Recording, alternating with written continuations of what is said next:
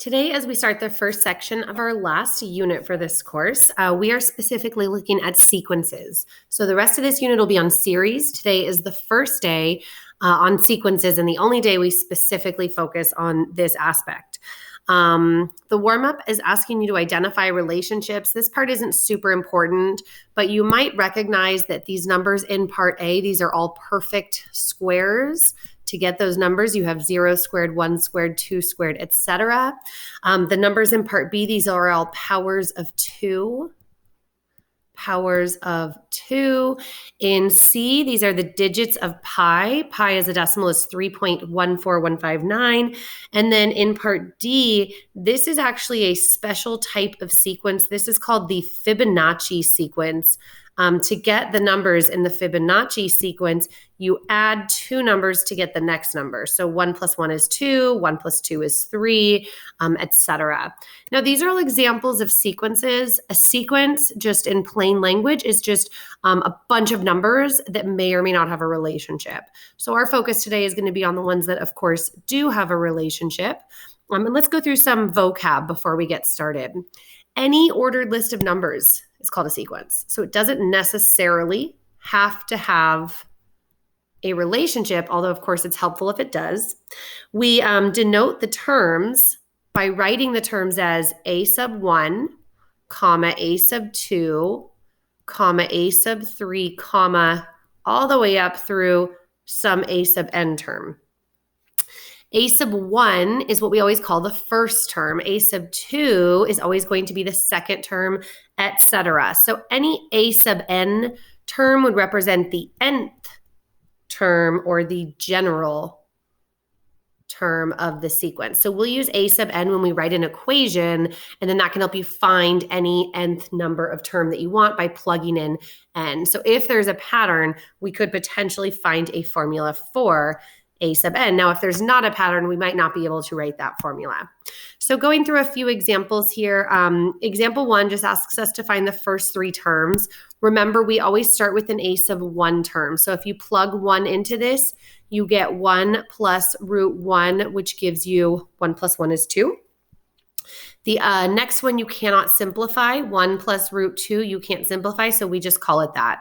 A sub 3 is obviously just going to be 1 plus root 3, and a sub 98 is just going to be 1 plus root 98. So when you're finding any term, you are just plugging that number into the equation and simplifying.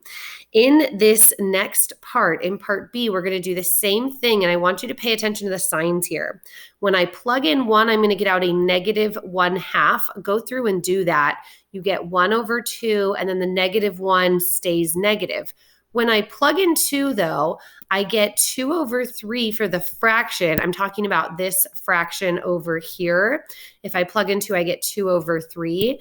But if I take the negative 1 and I square it, so I'm talking about this part here, then that turns into a positive. So this will actually be a positive 2/3. Go ahead and plug in a sub 3. You should get a negative 3/4. And then we're going to jump to a sub 98. And a sub 98, negative 1 to an even power should be positive. So we're going to end up with just a positive 98 over 99. We have a special type of name for a sequence like this. When you have the negative to the 1 to the power of n like that, the signs are going to keep alternating. I go from negative to positive, etc. We actually call this an alternating sequence. So this is called an alternating sequence when the outputs continue to change from positive to negative, etc. I'd like you guys to try example 2. Go ahead and pause this. It'll be in the Edpuzzle, and then move on.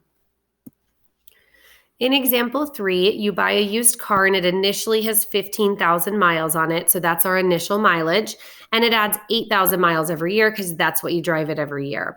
So when we write out this sequence, that's just asking you to write all of the first terms. So the mileage on the car for the first 4 years. So we're going to look at the initial year we bought it. We are really used to calling our initial value a y-intercept, a y-intercept, or like the value at 0, right? We don't do that with sequences. our first term, our initial value, is actually our A sub 1 term. And that's going to alter a little bit how we come up with equations on this. So hang on to that concept for a minute.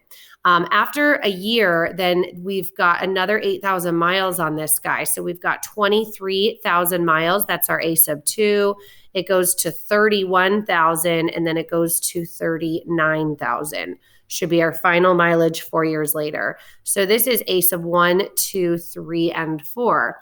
Now, if I'm writing an equation for this, if I wanted to write an equation for A sub n, this appears to be linear. And the slope, it's growing by 8,000. What we are used to doing is we are used to doing y equals mx plus b. What you have to be careful with here is the b value is not 15,000. So usually in these types of problems, we think of our initial value as our y-intercept. But again, in sequences, we call that our first term. So that's the value at 1, not at 0. So if you want to figure out what the y-intercept is, one option is you can work backwards, subtract 8,000, and that y-intercept should be at 7,000. So one option is you could do, 8,000 times n plus 7,000. Now I can check my equation. Plug in 1 to this and you will get 15,000. Plug in 2 for this and you will get 23,000. Plug in 3 and you'll get 31,000, etc. So if I want to find the car's mileage after 7 years, now this is confusing. After 7 years, you think you want to plug in 7. You do not get a plug in 7. You plug in 8. Because remember, 15,000 is when I bought the car. So after 1 year is actually A sub 2. After 2 years is A sub 3. So when we say this is the mileage for the first 4 years, that's fine. But this fourth mileage value was really after 3 years. It's that word after that's kind of changing us here. And this can get a little confusing in this unit. I would say this is probably the only thing that's really going to mess you up today. So just be careful with that. If we want to go after 7 years, since we started in year 1, not 0, we're really looking at the term A sub 8. So you're going to plug 8 into that, and you should get 71,000 miles should be your value. Now, this box here is going to tell us how to write equations. We're actually going to do it a little bit differently than what we did in part A. For n is greater than or equal to 1, the nth term is found by this equation. Here is our format of equations for arithmetic sequences. Notice this is an arithmetic sequence, which means it grows kind of linearly. We'll talk about another type as well. In this equation, A sub 1 is the first term, so we plug that in. And in front of this n minus 1, I see it's missing on this PDF here, but there should be a d. It's d times n minus 1, and d is like the slope. It's the difference between consecutive terms. So you can even write here, d is like slope, if we're thinking of this in terms of a linear function. So let's write our equation from above using that formula. Then our A sub n was our initial mileage of the car, 15,000, plus how the values change. It grows by 8,000 times n minus 1. Notice if I distribute and simplify, this equation is equivalent to the equation I came up with in A. So I actually don't care which format you use. You will typically see this n minus 1 format with sequences, but if you put it in the simplified version, that is also fine. Either of those totally work.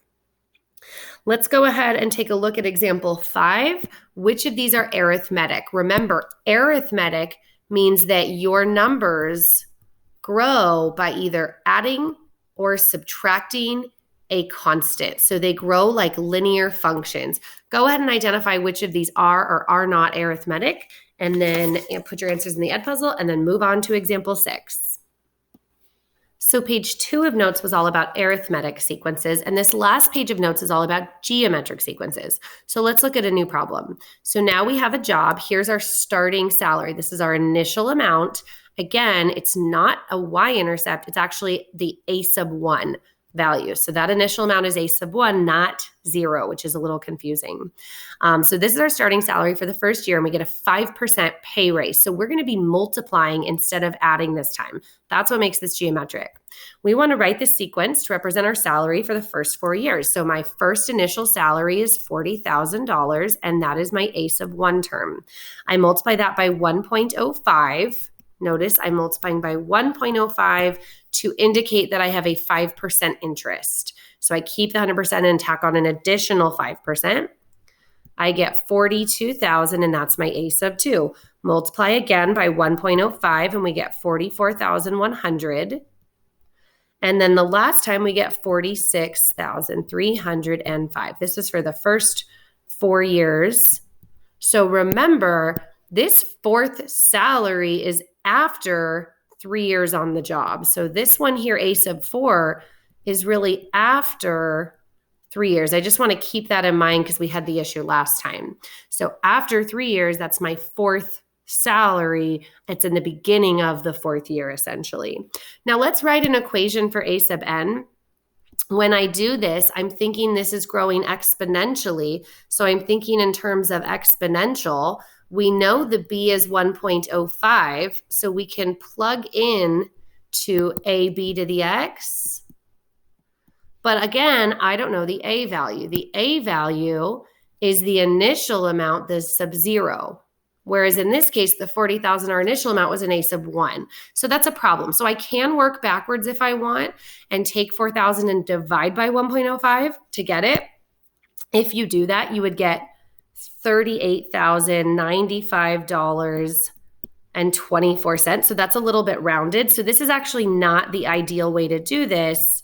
But in terms of writing it like an exponential function, that's what I'd have to do because I don't know the y-intercept, but I know the first term, so I could go backwards to find it. Now, let's say I want to find the salary after 10 years. Again, remember, after 10 years is really A sub 11 because after 1 year is really our A sub 2, etc. So starting everything at 1 instead of 0 does this kind of shift where everything gets shifted over, and that can be confusing.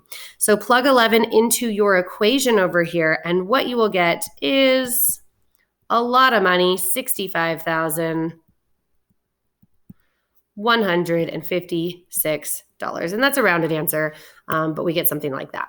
Okay.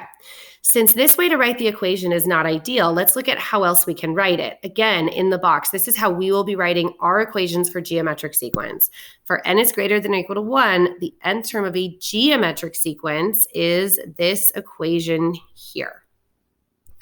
In this equation, again, A sub 1 is the initial term, and this time R is the ratio of consecutive terms. So R is like our growth factor, is like our B value that we used to use in an exponential.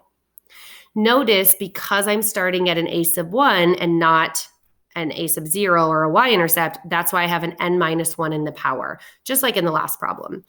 So let's go ahead and rewrite that equation. So instead of trying to work backwards to find the A sub 0, I'm going to use the information I have. A sub n is my starting salary, $40,000, times my multiplier, 1.05, and by putting it to the n minus 1, now this equation will work. It'll generate all of those values that I want to have. And if I find the equation after 10 years, again, I plug in 11 for A sub 11 to get that. Now, example 8 just asks you to identify which of these are geometric. Again, geometric means that it is growing by multiplication. So this time it is growing by multiplication or division. And again, it's got to be a constant number throughout.